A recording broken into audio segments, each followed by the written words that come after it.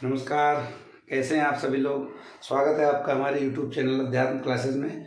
जैसा कि हम आप लोगों को बता चुके हैं कि हम यहाँ पर NCERT की class 9th, class 10th, class 11th, class 12th पूरी मैथमेटिक्स यहाँ पे आपको हम कराने वाले हैं। तो हमने क्लास 9 शुरू करा है और इसमें हम सबसे पहली वीडियो आपको बता चुके हैं जिसमें हम नंबर सिस्टम में प्राकृतिक संख्या, पूर्ण संख्या और प्राकृतिक संख्या, पूर्ण संख्या और पूर्णांक के बारे में हमने बताया है डिटेल में। थोड़ा सा आप पिछली वीडियो को देखिएगा। और हम इसलिए उस टॉपिक को बताए थे क्योंकि उस टॉपिक से संबंधित कुछ चीज़ें आपको इसके प्रश्नावली में मिलेंगी, इसलिए हम वहाँ से, क्योंकि वो क्लास 8 की टॉपिक है तो इसलिए हम उसको उसमें बताए थे। चलिए ज़्यादा बात ना करते हुए अपने टॉपिक पे आते हैं। तो यहाँ पर हम आपको बताने वाले हैं परिमेय संख्या। परिमेय संख्या, देखिए परिमेय संख्या को बताना है तो परिमेय संख्या को बताने के लिए हमें पूर्णांक के बारे में जानना होगा, पूर्ण संख्या के बारे में जानना होगा। तो इसलिए जो है हमने पूर्णांक को और प्राकृतिक संख्या को और परिमेय पूर्ण संख्या को बताया। तो जब किन्हीं दो पूर्णांकों को p/q और m/n, कुछ भी लिख सकते हो, ऐसा नहीं कह सकते कि p/q ही लिखेंगे, लेकिन m/n भी लिख सकते हो, लेकिन क्योंकि हर जगह p/q ही है तो आप p/q ही लेके चलिए। जब किन्हीं दो पूर्णांकों को p/q के रूप में लिखें, p/q के रूप में लिखें, जहां q is not equal to 0। देखिए ये कंडीशन परिमेय संख्या के लिए सबसे ज्यादा इंपॉर्टेंट है। इसका मतलब क्या हुआ कि कोई दो पूर्णांक ले लें p/q के रूप में और उस p/q दो पूर्णांक ले लें और उसको इस रूप में लिख दें p/q के रूप में, ठीक है।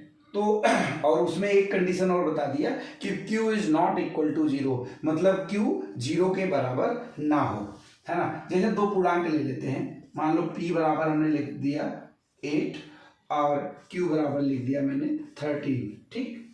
तो हमारा परिमेय संख्या क्या बनेगी? परिमेय संख्या बनेगी 8/13। क्या बन गई परिमेय संख्या?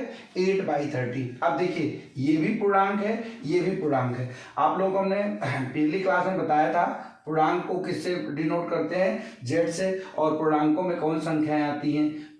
निगेटिव की संख्याएं आती हैं, है ना।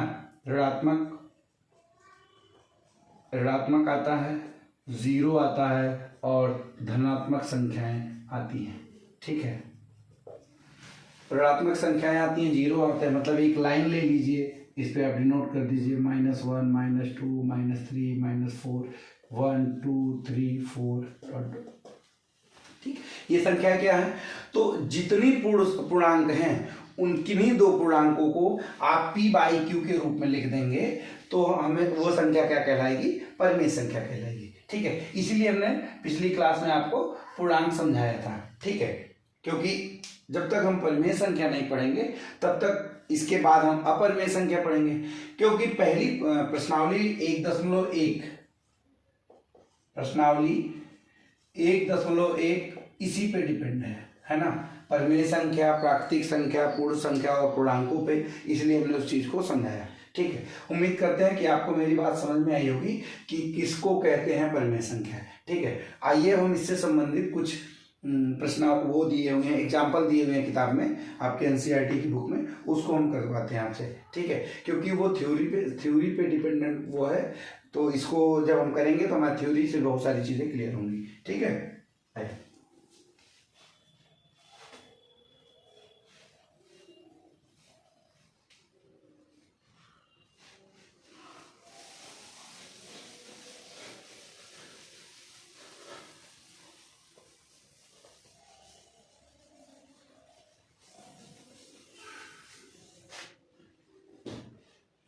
हाँ, एक थोड़ी जरूरी बात है।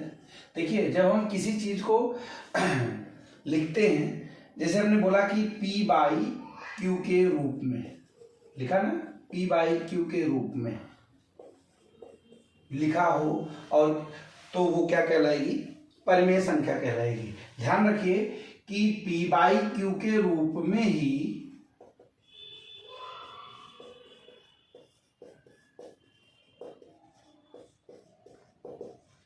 P बाई क्यू के रूप में ही भिन्न भी होते हैं, भिन्न भी होते हैं।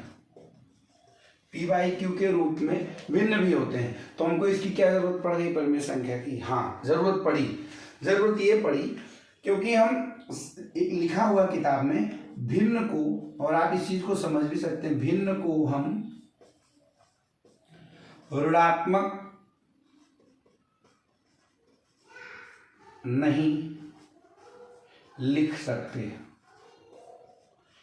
क्योंकि वो संख्या ऑलरेडी भिन्न में है, मतलब पूर्णांक नहीं है। ऊपर से उस संख्या को हम ऋणात्मक में लिखें, ये संभव नहीं होता।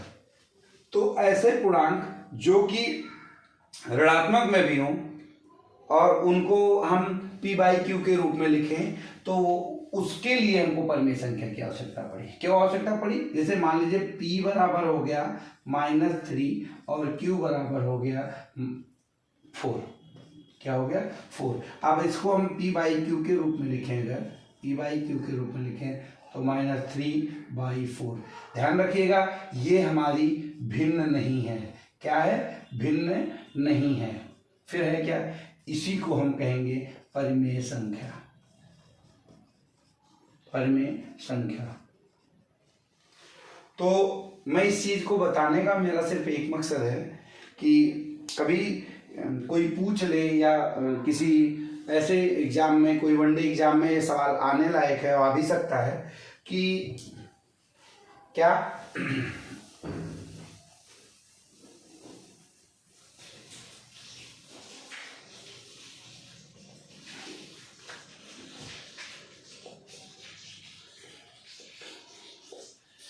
सभी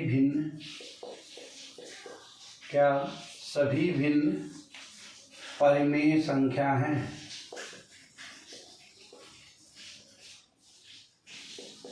क्या सभी भिन्न परिमेय संख्या हैं? तो आपका जवाब होना चाहिए हाँ। क्यों सभी भिन्न? क्योंकि भिन्नों को तो हम धनात्मक संख्याओं में लिख सकते हैं, ऋणात्मक संख्याओं में तो लिख नहीं सकते। इसलिए हम ये लिख सकते हैं कि सभी भिन्न परिमेय संख्या हो सकती हैं। लेकिन इसी का उल्टा अगर हम लिखें, क्या सभी परिमेय संख्या, क्या सभी परिमेय संख्या भिन्न हो सकती है? क्या सभी परिमेय संख्या भिन्न हो सकती है? तो इसका जवाब आपको लिखना चाहिए नहीं। क्यों? क्योंकि परिमेय संख्या ऋणात्मक भी होगी और 0 भी होगी परिमेय संख्या। और जैसे हम परिमेय संख्या को लिख दे रहे हैं -3/5, -3/7, -4/9, ये सब क्या है? परिमेय संख्या है। 0 भी परिमेय संख्या में आती है, क्योंकि 0/1 लिख सकते हैं। इसके अलावा आप लिख सकते हैं -5, 4, 3, 2, 1, 9, ये सब क्या है?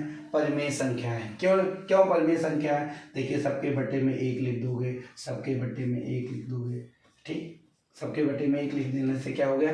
कई एक वो जो कंडीशन थी कि P बाई क्यू और Q is not equal to 0, ये होना चाहिए। तो देखिए Q नीचे है, कहीं भी Q 0 नहीं है।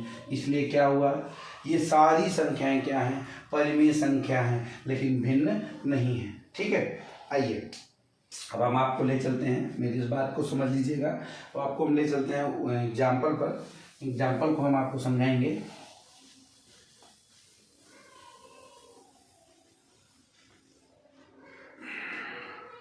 तो पहला एग्जाम्पल दिया हुआ है, थ्योरी से संबंधित एग्जाम्पल है। पहला एग्जाम्पल दिया हुआ है, उसको हम देखते हैं। प्रत्येक पूर्ण संख्या एक प्राकृतिक संख्या होती है। प्रत्येक पूर्ण संख्या एक प्राकृतिक संख्या होती है। अब इसका जवाब आपको सत्य और असत्य में देना है। बताइए, क्या प्रत्येक पूर्ण संख्या एक प्राकृतिक संख्या होती है? तो इस बात को आपको समझने के लिए पिछली वीडियो में हमने आपको बताया भी था कि पूर्ण संख्या किसे कहते हैं और प्राकृतिक संख्या किसे कहते हैं। ठीक है, तो पूर्ण संख्या लिख लेते हैं। पूर्ण संख्या वह संख्या जो शून्य से शुरू होती है, 0 1 2 3 4 5, मतलब, और प्राकृतिक संख्या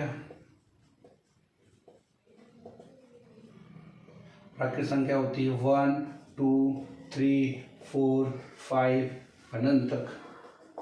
ठीक, अब देखिए, क्या सभी पूर्ण संख्या प्राकृतिक संख्या है? देखिए, ये मेल खा रहा है, ये मेल खा रहा है, ये आगे जितना भी लिखेंगे, लेकिन एक ये मेल नहीं खा रहा है। इसका मतलब क्या हुआ? सभी पूर्ण संख्या प्राकृतिक संख्या नहीं होती। इसका मतलब ये जो बात लिखी है वो क्या है? असत्य है। अच्छा, अब देखिए, यही इस बात को उलट दिया जाए, इसको हम उलट के पूछते हैं आपसे कि क्या सभी प्राकृतिक संख्या पूर्ण संख्या हैं? क्या सभी प्राकृतिक संख्या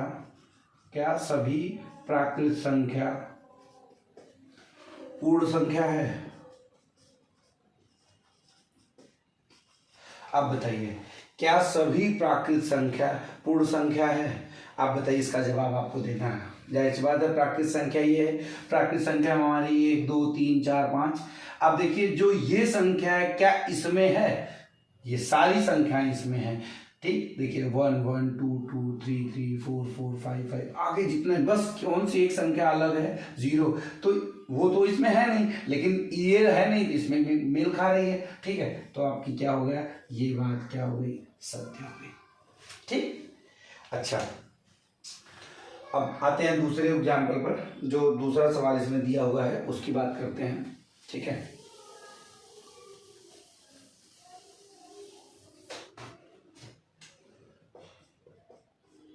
एग्जाम्पल 2 की बात करते हैं। उसमें दिया हुआ है, प्रत्येक पूर्णांक एक परिमेय संख्या होता है। प्रत्येक पूर्णांक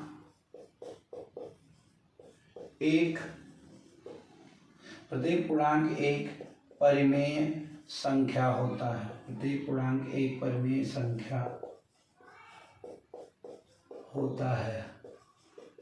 अब बताइए, इसको भी हमने पीछे ही बताते हुए आपको आए हैं कि पूर्णांक क्या स्थिति होती है। तो बताइए, प्रत्येक पूर्णांक होता क्या है? जिसमें निगेटिव हो, चलिए -5 -4 -3 -2 -1 0 1 2 3 4 5। अब इसके आगे नहीं मिलता है। ठीक है, ये क्या है? पूर्णांक। अब बताइए कि क्या सारे पूर्णांक परिमेय संख्या होंगे? अब देखिए, अगर हम सबके नीचे 1 लिख दें, क्या इनके मानों में कोई परिवर्तन आने वाला है? क्या नहीं आने वाला है।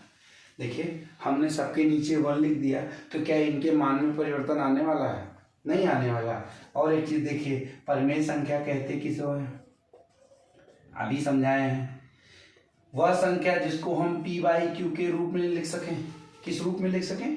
p/q के रूप में लिख सकें। और कंडीशन थी जहां पर क्या हो? q is not equal to 0, और क्या हो? नीचे वाला हर, इसको क्या बोलते हैं? हर, और इसको क्या बोलते हैं? अंश। नीचे वाला जो हर हो वो शून्य नहीं होना चाहिए। शून्य के अलावा कुछ भी हो वो संख्या क्या कहलाएगी? परिमेय संख्या कहलाएगी। अब बताइए, कहीं भी शून्य आपको नजर आ रहा है? नहीं नजर आ रहा। ठीक, तो इसका मतलब क्या हुआ? प्रत्येक पूर्णांक एक परिमेय संख्या होता है। क्या यह सत्य है या नहीं सत्य है? बिल्कुल सत्य है, सत्य है। ठीक, चलिए, मेरी बात को मुझे उम्मीद है कि आप समझ पाए होंगे कि प्रत्येक पूर्णांक एक परिमेय संख्या क्यों होता है। ठीक, चलिए, अब हम ये बी हो गया, इसके बाद सी कर लेते हैं। सी में सवाल कौन सा है? प्रत्येक परिमेय संख्या एक पूर्णांक होती है। प्रत्येक परिमेय संख्या, प्रत्येक परिमेय संख्या एक पूर्णांक होती है।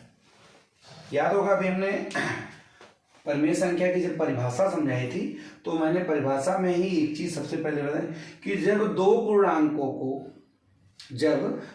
पूर्णांकों को p बाई क्यू के फॉर्म में लिखते हैं तो वो क्या कहलाता है? परिमेय संख्या कहलाती है।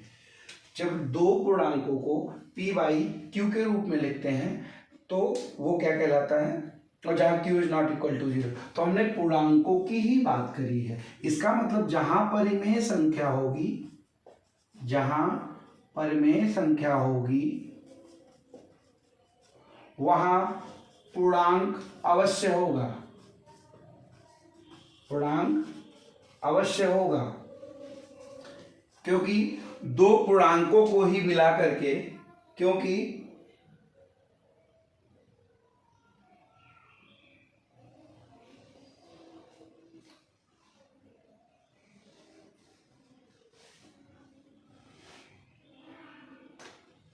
दो पूर्णांकों को ही हम p बाई क्यू के रूप में लिखते हैं।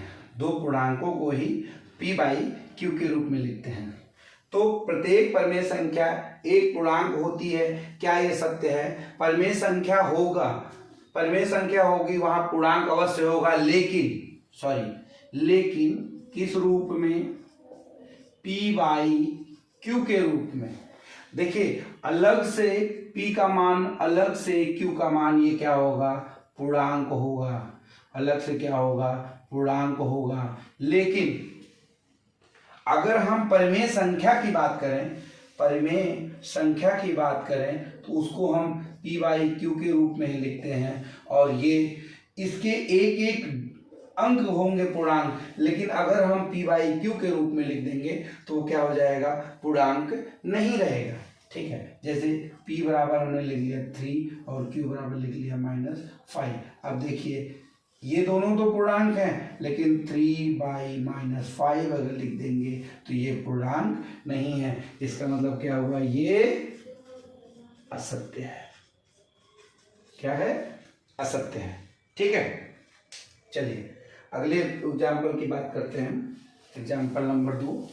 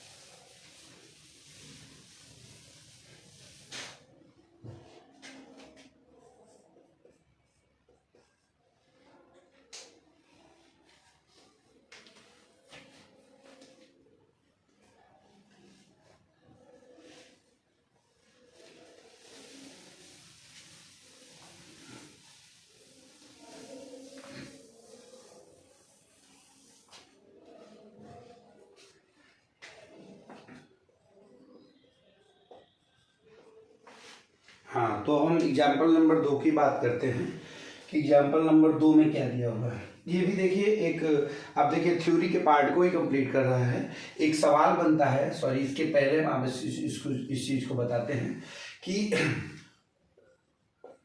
दो परिमेय संख्याओं के बीच में, दो परिमेय संख्याओं के बीच में कितनी परिमेय संख्या होगी। ये सवाल वनडे के एग्जामों में पूछ लेता है। कभी कभी दे दिया, दो परिमेय संख्याएं दे दिया और बोल देगा कि बताइए इसके बीच में कितनी परिमेय संख्याएं होंगी। तो इसका दे देता है, ऐसे सवाल ऑप्शन दे देगा कि मान ले पहला ऑप्शन दे दिया 5, दूसरा ऑप्शन दे दिया 6, तीसरा दे दिया 7 और चौथा दे दिया अनंत। तो हमारा जवाब होगा अनंत। क्यों? देखिए दो संख्याएं हैं, लाइन पे ही आ जाते हैं हम लोग। दो संख्याएं हैं 0 और 1, ठीक है। अब बताइए कि 0 से 1 तक पहुंचने में हमको कितनी संख्याओं की जरूरत पड़ेगी। अब यही है, 0.1, 0.111, फिर 0.11111, फिर 0.11111, फिर 0.1111। मतलब इस 1 तक पहुंचने के लिए हमको इसके पहले कितनी संख्याओं से गुजरना है, इसका हमको कोई अंदाजा नहीं होता। इसीलिए इस बात का सबसे सीधा सा जवाब है कि दो परिमेय संख्याओं के बीच में कितनी संख्याएं होंगी, तो उसका जवाब होगा अनंत। अच्छा, अब देखिए आपका एग्जाम्पल नंबर 2 सेम इसी सवाल, इसी कॉन्सेप्ट पे है कि दो परिमेय संख्याएं दी हुई हैं और उनसे उनके बीच की परिमेय संख्याएं निकालनी है। तो देखिए परिमेय संख्याएं तो अनंत होती हैं, लेकिन अगर दो संख्याएं दी हुई हैं, माना P और Q दो पूर्णांक हैं,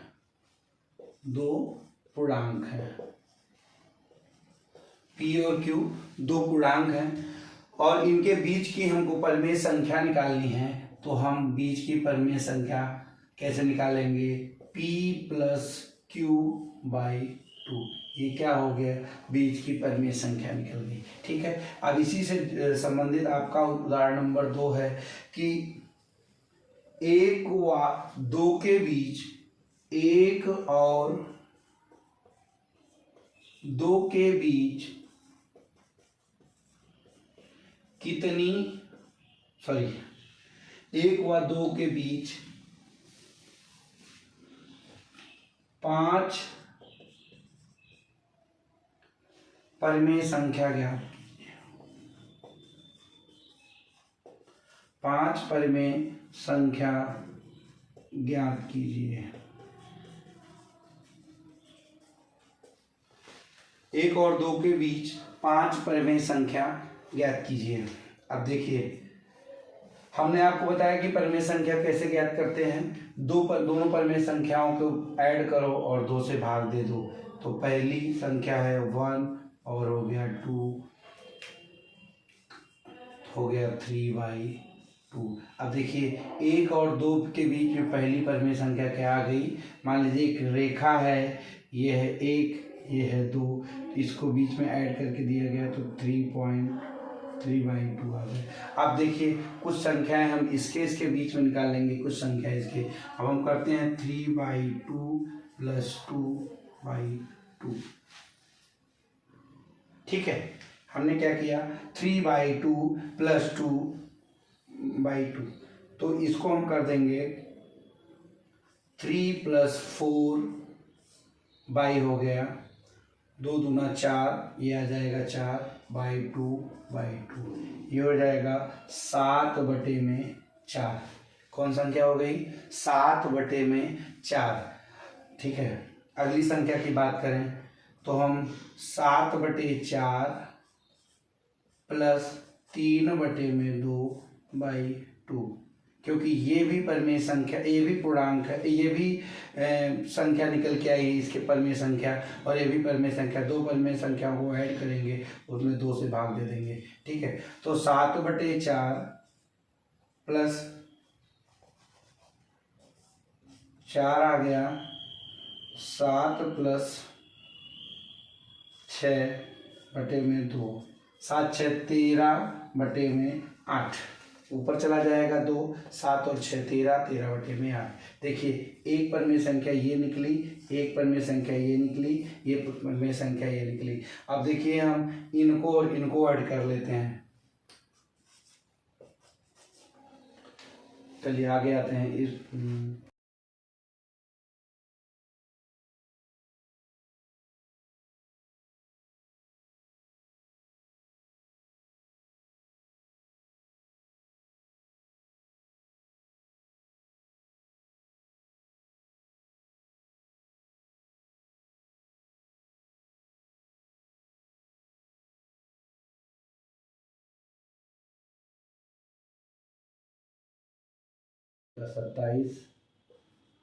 27 बटे में 16। अब देखिए अगला ले लीजिए 27 बटे में 16 प्लस 13 बटे में 8 बटे में हो गया 2। इसको कर लो तो 16 और 8 का एलसीएम ले लोगे 16 आ जाएगा। तो यहाँ आ जाएगा 27 और 8 दूना 16 प्लस 13 दूना 26 हो गया, बटे में हो गया 2। 26 और आ जाएगा ये 53 और 53 बटे में आ जाएगा 32। देखिए जितनी चीज़ें हमने, जितने संख्याएं हमने सर्कल में कर रखी हैं, ये सारी की सारी संख्याएं 1 और 2 के बीच की परिमेय संख्याएं हैं। देखिए किताब में हो सकता है इससे इधर कुछ कोई संख्या दी रखी हो, आप निकालेंगे कुछ अलग संख्या निकलेगी, तो आपके निकालने, आप इसको और इसको ऐड करके निकाल सकते हो या आने वाली संख्याओं को ऐड करके निकाल सकते हो। बस 2 परिमेय संख्याओं को ऐड करना है और उसमें 2 से भाग देनी है, तो आपके परिमेय संख्याओं के बीच की परिमेय संख्या निकलेगी। ठीक है, तो अभी हम एक एग्जाम्पल नंबर 1 और 2 आपको बताए हैं।